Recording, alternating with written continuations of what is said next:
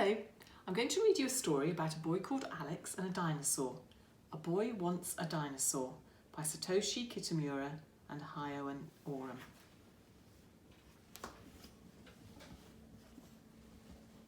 Ben had a dog.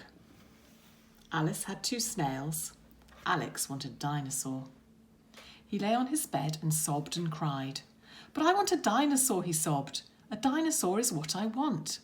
Until his grandfather put down his saxophone, put on his hat and coat and said, "A boy wants a dinosaur this much, a boy should have a dinosaur."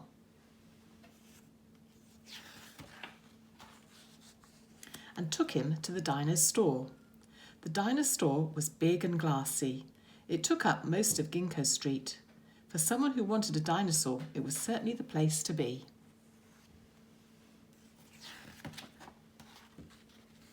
On the ground floor were the grown dinosaurs. On the first floor, the young dinosaurs. In the basement, the baby Hadrosaurus splashed in the Hadrosaurium. On the top floor, the pterosaurs soared in the pterosaur aviary. And on the second floor, there was everything you could ever need for a dinosaur.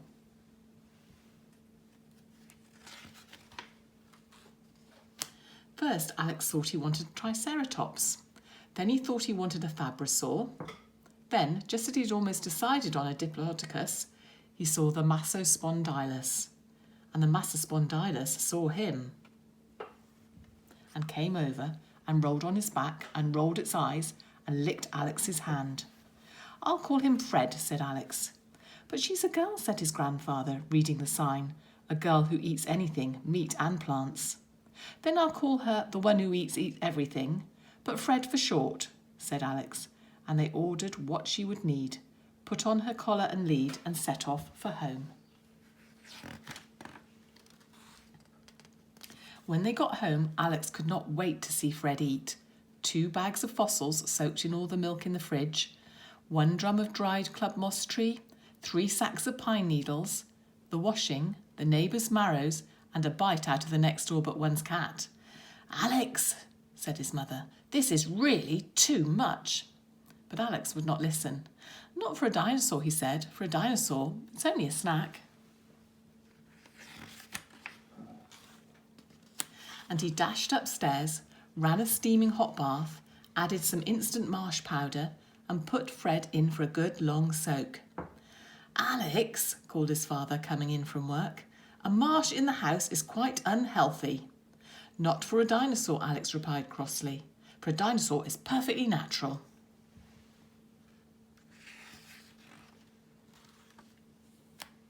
And he sneaked Fred into his room and sang to her in Massospondylus until he fell asleep and did not notice that she couldn't settle and chewed everything she could find in the dark to comfort her. When Alex's mother came in the morning, she threw her hands in the air and sat on the bed stump and wailed and cried. "But it's terrible," she wailed, "monstrous and prehistoric." "Not for a dinosaur," Alex explained, as patiently as he could. "For a dinosaur, it's much more like home."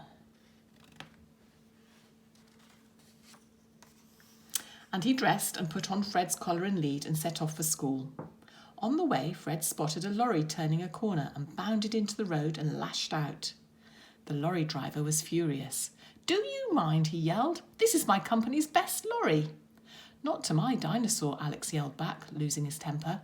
"To my dinosaur, it's probably a Tyrannosaurus Rex." And he dragged Fred away and into school. Alex's friends were very excited about having a dinosaur in Pet's Corner, but Miss Jenkins was not so sure. "A classroom is a place for sitting still, for listening and learning with no distractions," she said. "Not for my dinosaur," said Alex. "This classroom is making him feel very, very sick." And he ran and got his grandfather, and they took Fred to the vet. The vet looked at Fred's tongue and listened to her heart and shone a light into her eyes. He asked about the fight with the lorry and x-rayed her for broken bones. "Well," breathed Alex, "what is it? What's the matter with her?" "Nothing that a nice long walk in the country won't cure," said the vet.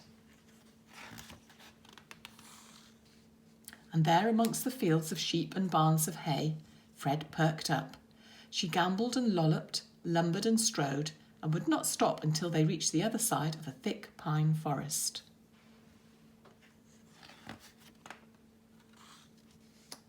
Running after her, Alex saw why. Stretching all around them was a crusty old swamp edged by giant club moss trees. Fred reared up and ran for it. "Now, Fred," yelled Alex, "this is going too far." "Not for a dinosaur," shouted Alex's grandfather, with a bubbling undershout. Alex woke up.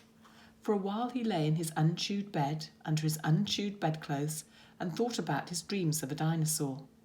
Then he called his grandfather. "Yep," said his grandfather.